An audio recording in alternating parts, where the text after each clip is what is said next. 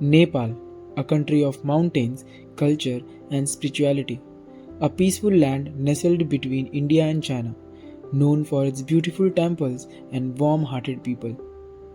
But on April 25th, 2015, this calm was shattered when the earth beneath them moved.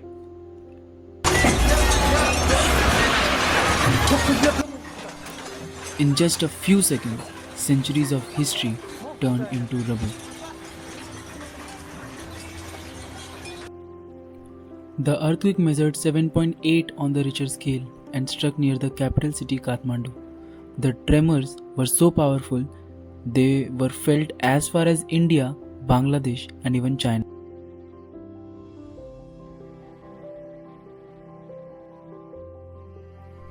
Over 9,000 people lost their life and more than 22,000 were injured. Thousands of homes, schools, and temples were destroyed, including the famous Darahara Tower, a symbol of Kathmandu. But it's also a big tourist attraction. And yesterday, being a Saturday in the middle of peak tourist season here, there were hundreds of people on the stairs of this tower, inside the tower as well, when that massive earthquake occurred. Scores of bodies have been pulled out of this rubble, but even as I stand here, there is a distinct smell of dead bodies. And the fear really is not. It was Nepal's worst natural disaster in over 80 years, and the country wasn't fully prepared for something of this scale.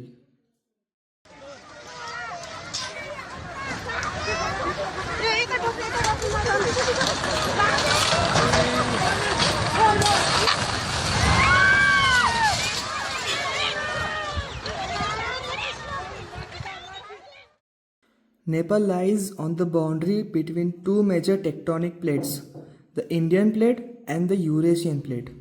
These plates constantly push against each other, creating pressure that eventually releases as earthquakes. Although Nepal had experienced smaller quakes before, its infrastructure and buildings were not strong enough to withstand such a massive earthquake. The preparedness measures were limited, and early warning systems were almost absent. The first few hours of the earthquake were filled with fear and confusion. Roads were blocked, phone lines were down, and hospitals were overcrowded. Economically, Nepal suffered losses of over 10 billion US dollars. Tourism, which is one of the country's main sources of income, came to a sudden stop.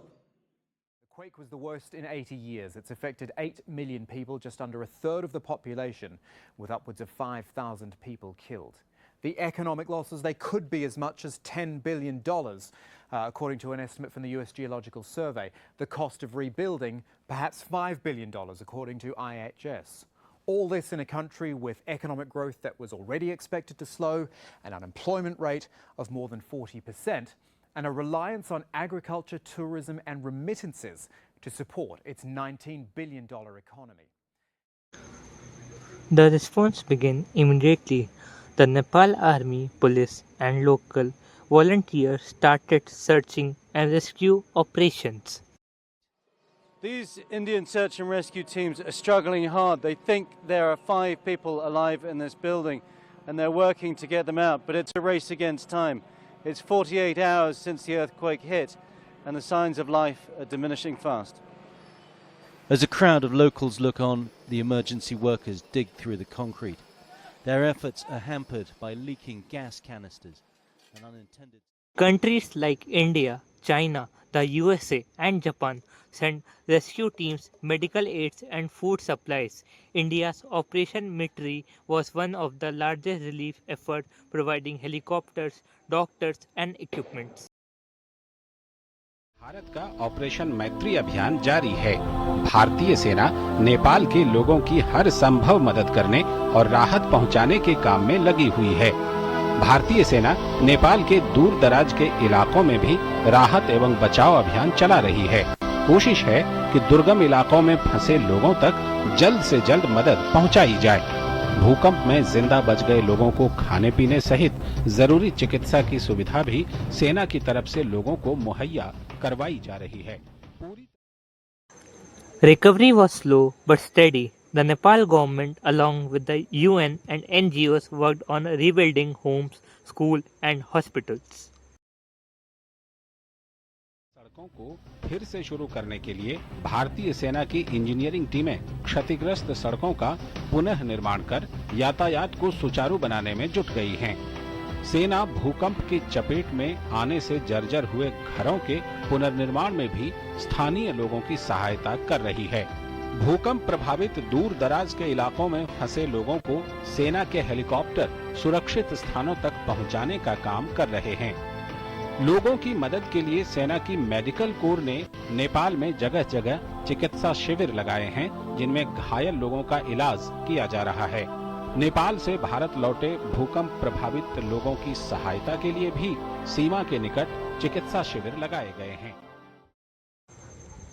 This disaster also taught Nepal the importance of reliance, stronger building codes, early warning system, and better public awareness programs were introduced after 2015.